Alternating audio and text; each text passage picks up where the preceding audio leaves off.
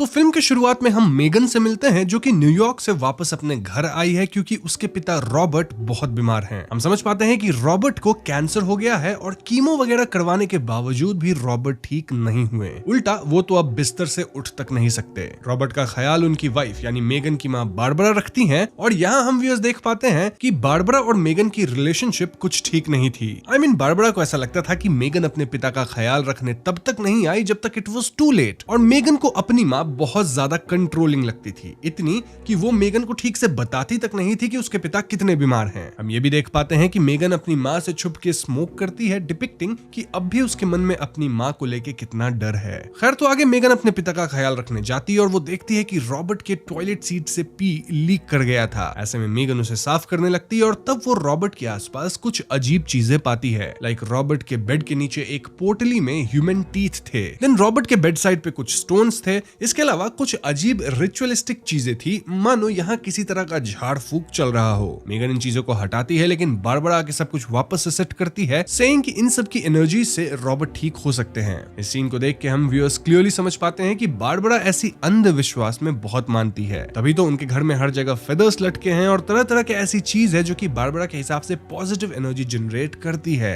Megan जो अपनी माँ से कहती है कि उन्हें इन चीजों में नहीं मानना चाहिए, तो बारबरा कह देती है कि मेगन के अंदर बहुत नेगेटिविटी है। खैर माँ बेटी के झगड़े के बीच हम एक और बात समझ पाते हैं कि बारबरा अपने पति को डोसेज के हिसाब से आधी दवा दे रही थी। जब एक नर्स रॉबर्ट को चेक करने आती है तो वो ये बात भांप लेती है, जिसके बाद ये नर्स मेगन को अकेले में बता देती है कि उन्हें रॉबर्ट को फुल डोसेज में मॉर्फिन देना चाहिए क्योंकि इसी से रॉबर्ट का जो दर्द है वो कंट्रोल होता है। नाउ नर्स के जाने के बाद मेगन यहाँ अपनी माँ से एक नॉन प्रॉफिट ऑर्गेनाइजेशन के बारे में बात करती है। दरअसल मेगन और उसके पिता मिलकर कुछ बच्चों की मदद करना चाहते थे थ्रू दिस ऑर्गेनाइजेशन, मतलब यहाँ स्कॉलरशिप वगैरह मिलेगा बच्चों को, और ये लोग फंडिंग भी उसके लिए रेज कर रहे थे। लेकिन अनफॉर्चुनेटली फंडिंग पूरी तरह से रेज नहीं हो पाई और इसलिए मेगन वाज होपिंग कि बारबरा मेगन को कुछ पैसे देगी for her non profit organization. ये सुन के बारबरा गुस्सा हो जाती है, सेइंग कि फंडिंग रेज ना कर पाना मेगन की फेलियर है और इसके लिए बारबरा उसे फूटी कौड़ी भी नहीं देगी। इस बात पे अगेन इन दोनों के बीच झगड़ा हो जाता है और बारबरा ये तक कह देती है कि मेगन बार बार उनसे पैसे क्यों मांगती है। अब झगड़ा शांत होने के बाद मेगन अपनी माँ से कहती है कि वो काफी दिनों से रॉबर्ट का ख्याल रख के परेशान हो गई होंगी, ऐसे में वो एक नाइट के लिए ब्रेक ले ले। इस दौरान मेगन रॉबर्ट का ख्याल रख लेगी। बारबरा ना चाहते हुए भी ब्रेक लेने को मान जाती है और यहाँ हम व्यूअर्स देखते हैं कि बारबरा अपने बाल भी नोचने लग गई थी। इनफैक्ट अपने नोचे हुए बाल को वो जमा कर रही थी। मतलब द बॉयज सीरीज में एशली बाल नोचती थी और यहाँ एशली मेगन की माँ अपनी बाल नोच रही है। जोक्स अपार्ट, रात को बारबरा कार से निकलती है और यहाँ हम मेगन को फोन पे लेसी से बात करते सुनते हैं, जहाँ लेसी पूछ रही होती है कि क्या मेगन को ऑर्गेनाइजेशन के लिए पैसे मिले। मेगन लेसी से कहती है कि वो पैसे जरूर लेके आएगी और यहाँ हम उसको ये बताया नहीं जाता कि लेसी मेगन से किस तरह से रिलेटेड है। तो दो पॉसिबिलिटीज है, शायद वो मेगन की बिजनेस पार्टनर हो या फिर गर्लफ्रेंड भी हो सकती है। वहीं दूसरी तरफ हम बारबरा को देखते हैं जो कार से बाहर जाती तो है लेकिन वो डिनर वगैरह पे नहीं जाती, रादर कार में ही बैठी होती है और वहाँ वो अपने हेयर्स का गुच्छा बना के उसमें अजीब ऑब्जेक्ट्स लगा रही थी, इंक्लूडिंग देयर वेडिंग रिंग्स। इस सीन को देख के हम क्लियरली समझ पाते हैं कि बारबरा किसी तरह के रिचुअल की प्रिपरेशन कर रही है। Now coming to Megan, well उसे कमरे में सीलिंग एंड वॉल से स्क्रैचिंग के साउंड्स आते हैं और तभी एकदम से रॉबर्ट दर्द में चिल्ला उठते हैं। मेगन पहले तो अपने माँ को कॉल करने का सोचती है बट देन वो खुद से ही फुल डोज मॉर्फिन अपने पिता को देती है जिससे वो शांत हो जाते हैं। इसके बाद मेगन की आंख लग जाती है जहाँ उसे अपने बचपन का एक सपना आता है। सपने में वो छोटी होती है और अपने पिता के साथ टाइम स्पेंड कर रही होती है, जहाँ पिता मेगन को एक मृत चिड़िया को दिखाकर बता रहे होते हैं कि कैसे लोग एक दिन समाप्त हो जाते हैं लेकिन खत्म होने के बाद भी वो लोगों की यादों में जीवित रहते हैं। इसी दौरान हम बैकग्राउंड में रॉबर्ट के ओल्ड वर्जन को देखते हैं जो कि नग्न थे और तभी मेगन की नींद खुलती है। मेगन पाती है कि उसके पिता बेड से उठ के थोड़ा अजीब बिहेव कर रहे थे और मेगन किसी तरह उनको शांत करके वापस बिस्तर पे सुला देती है। कुछ देर बाद बारबरा वापस लौटती है और वो आते ही रॉबर्ट को टाइम से मॉर्फिन दे देती है। लेकिन दोस्तों मेगन तो पहले ही दवा दे चुकी थी, यानी अनजाने में ये लोग रॉबर्ट को ओवरडोज करवा दिए थे। इस बात पे अगेन दोनों माँ बेटी झगड़ते हैं, देन दोनों रॉबर्ट के अगल बगल सो जाते हैं। अगली सुबह जब मेगन की आंख खुलती है तो वो पाती है कि रॉबर्ट खत्म हो चुके थे।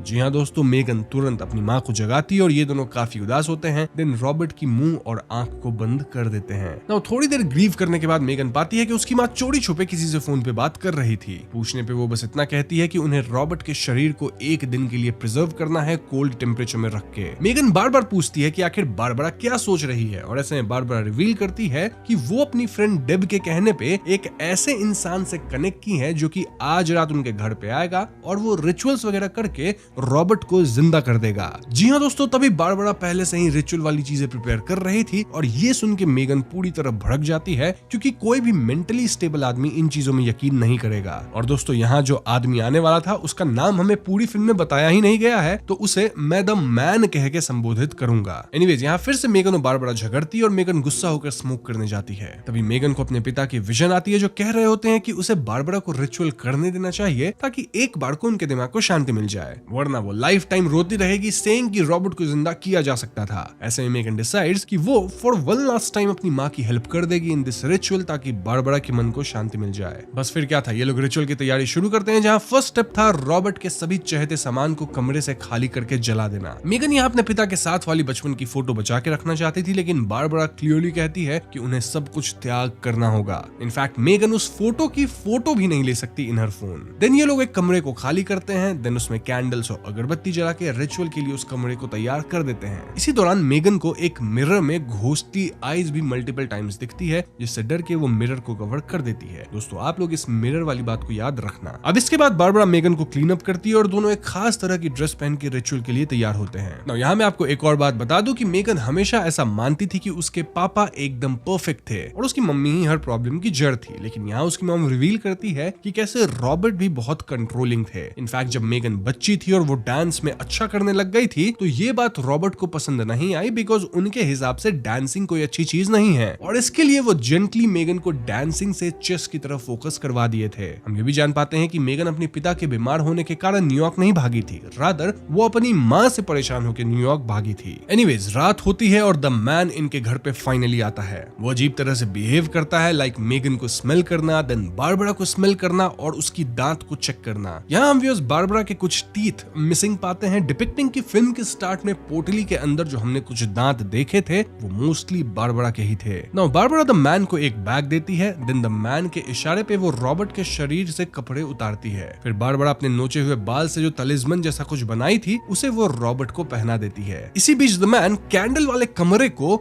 रिचुअल के लिए पूरी तरह से तैयार कर दिया था। आई मीन वो सीलिंग से कुछ अजीब चीजें लटका दिया था, देन वो एक सर्कल भी बना दिया था जिसके अंदर ये रिचुअल होगा। द मैन के कहने पे बारबरा और मेगन रॉबर्ट के शरीर को इस सर्कल में लाके रख देते हैं। अब दोस्तों यहाँ रिवील होता है कि जो बैग बारबरा मैन को दी थी उस बैग के अंदर पैसे भरे हुए थे। ये देख के मेगन वो शॉक्ड और वो इसके बारे में बारबरा से अकेले में पूछती है। बारबरा बताती है कि वो सारा पैसा द मैन को दे रही है, मतलब आफ्टर दिस रिचुअल बारबरा के पास एक फूटी कौड़ी भी नहीं बचेगी, मतलब कोई सेविंग्स अकाउंट में भी कोई पैसा नहीं होगा। ये सुन के मेगन गुस्सा होती है और रिचुअल शुरू होने से पहले ही जाने की बात करती है, लेकिन फिर मेगन को अपने पिता की विजन आती है, मतलब उसका सबकॉन्शियस माइंड ही उससे कहता है कि ठीक है अपनी माँ की वन लास्ट टाइम में हेल्प कर देती हूँ इन दिस रिचुअल। तो फाइनली मेगन रिचुअल वाले कमरे में आती है और वो सर्कल में बैठ जाती है। अब तक बैग से पैसे गायब हो चुके थे और द मैन व्हाइट पाउडर से सर्कल को क्लोज कर रहा था। ये सपोजिटली प्रोटेक्शन के लिए था और एक बार सर्कल सील हो गया तो फिर तीनों इस सर्कल से रिचुअल खत्म होने तक नहीं निकल सकते। बारबरा बताती है कि ये रिचुअल 3 बार सरेंडर करके होगा।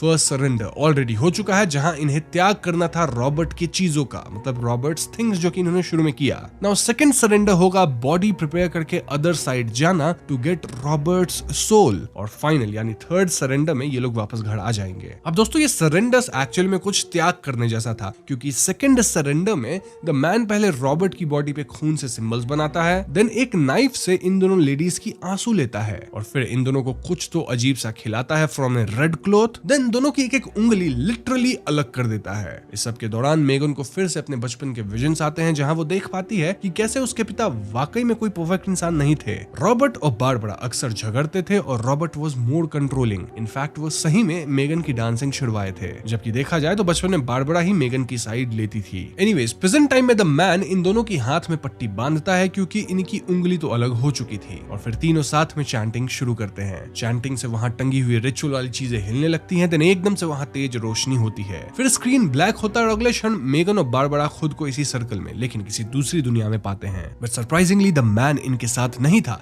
रादर द मैन पे तो किसी ने हमला करके उसका जबड़ा ही उसके चेहरे से अलग कर दिया था। द मैन यहाँ प्रोटेक्शन वाले सर्कल से बाहर था और सर्कल भी एक जगह से मिट चुकी थी। तभी एकदम से कोई तो द मैन को खींच ले जाता है और उस पर फीड करने लगता है। अब इस पॉइंट पे रिवील होता है कि मेगन अपनी और अपने पिता की एक फोटो बचा के पॉकेट में रख ली थी और उसी वजह से शायद ये सर्कल टूटा, और इस एक गलती के कारण द मैन समाप्त हो चुका है। अब इससे पहले वो एंटिटी द मैन पे फीड करके इन पे हमला करता, मेगन अपने पॉकेट से फोटो निकाल के उसे जलाती है एंड देन इस सर्कल को उससे सील कर देती है। यानी वो एंटिटी अब इन पे हमला नहीं कर सकता जब तक ये लोग सर्कल के अंदर हैं। नाउ शॉकिंग पार्ट वाज कि ये एंटिटी ठीक इनके पिता रॉबर्ट जैसा दिख रहा था, जस्ट दैट उसकी आंखें चमक रही थी और उसका बैक अजीब तरह से फटा हुआ था जिसमें से ह्यूमन फिंगर्स निकल रहे थे। तो अब क्योंकि सिर्फ मेगन और बारबरा बचे थे तो इन्हें ये तक पता नहीं था कि ये लोग इस डिमेंशन से अपनी ओरिजिनल दुनिया में वापस कैसे जाएंगे। बारबरा सजेस्ट्स कि वो इस एंटिटी वाले रॉबर्ट को सर्कल में ल्योर करेगी, जिसके बाद शायद ये रॉबर्ट की आत्मा के साथ अपनी दुनिया में वापस चले जाएं। लेकिन मेगन इस आइडिया के पक्ष में नहीं थी क्योंकि वो जो एंटिटी है वो भले रॉबर्ट जैसा दिखता हो लेकिन वो रॉबर्ट तो बिल्कुल नहीं है। बारबरा यहाँ मेगन की नहीं सुनती और अपने हाथ में कट लगा के एंटिटी रॉबर्ट को अपनी तरफ ल्योर करने लगती है। ये एंटिटी बारबरा के करीब आता भी है क्योंकि वो उसकी खून से अट्रैक्टेड था, लेकिन एंटिटी सर्कल के अंदर नहीं आता। एक पॉइंट पे बारबरा अपना हाथ सर्कल से बाहर निकाल देती है और उसी क्षण ये एंटिटी रॉबर्ट बारबरा को खींच के ले जाता है। इसके बाद हम अंधेरे से खून बहता देखते हैं जो कि सर्कल के आसपास फिल हो जाता है और मेगन यहाँ अपनी माँ को भी खो चुकी थी।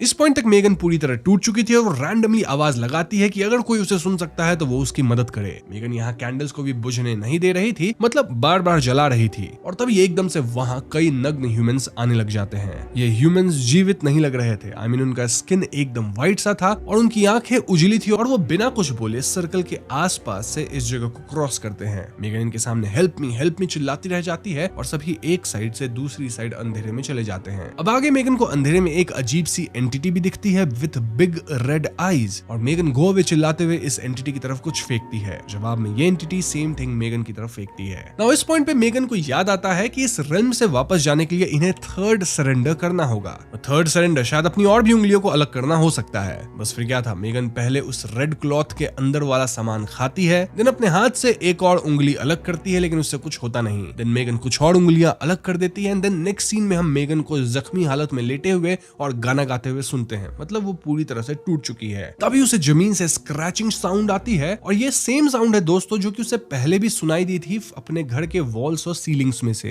मेगन तुरंत ही चाकू से वुडन फ्लोर टीयर करती है और दूसरी तरफ उसे अपना नॉर्मल होम दिखता है। जी हाँ दोस्तों, मेगन जल्दी से पूरा फ्लोर उखाड़ती है और वो अपने घर के मिरर के थ्रू उस पार निकल जाती है। ना मोस्टली ये वही मिरर है जिसमें मेगन को एक बार घोस्ट भी दिखे थे जो कि मैंने आपको याद रखने कहा था। तो हाँ, अब मेगन अपनी दुनिया में भाग के लैंडलाइन फोन डायल करने की कोशिश करती है लेकिन ये वर्क नहीं करता। ऐसे में वो बाहर भागती है जहाँ वो खुद को और अपने डैड को देखती है, लेकिन ये पास्ट वाली सीन थी। जी हाँ दोस्तों, वही सीन जब मेगन के डैड उसे बता रहे थे कि कैसे मरने के बाद भी लोग हमारी यादों में रहते हैं। बड़ी मेगन यहाँ अपने डैड को पुकारने की कोशिश करती है लेकिन वो उसकी बात सुन ही नहीं रहे थे और जब मेगन उन्हें होल्ड करती है, मतलब टच करती है, तो वो एकदम से रुक जाते हैं जैसे कोई मूर्ति हो।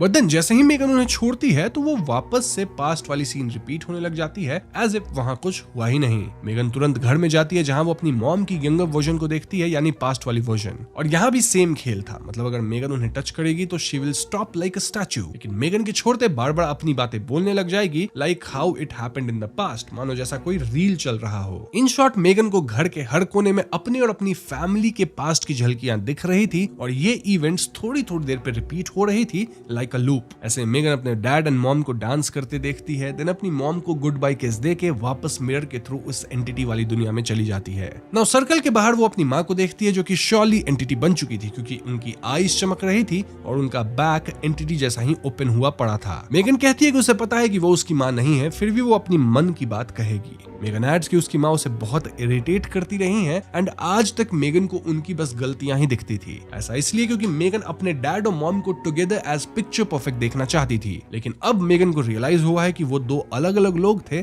जिनके अंदर अच्छी बातें भी थी और बुरी बातें भी। सो इवन इफ मेगन की मॉम स्टबर्न एंड सेल्फिश है, स्टिल मेगन उनसे बहुत प्यार करती है और मेगन को शायद ये बात तब भी कहनी चाहिए थी जब उसके माता पिता जिंदा थे। इससे शायद सिचुएशन अभी जितनी खराब है उतनी नहीं होती। फाइनली मेगन कहती है कि वो लड़के थक चुकी है एंड देन मेगन सर्कल पे ब्लो करती है जिससे सर्कल ब्रेक हो जाता है। ऐसा होते वहां एकदम तेज व्हाइट लाइट आती है और मेगन ऊपर देखती है।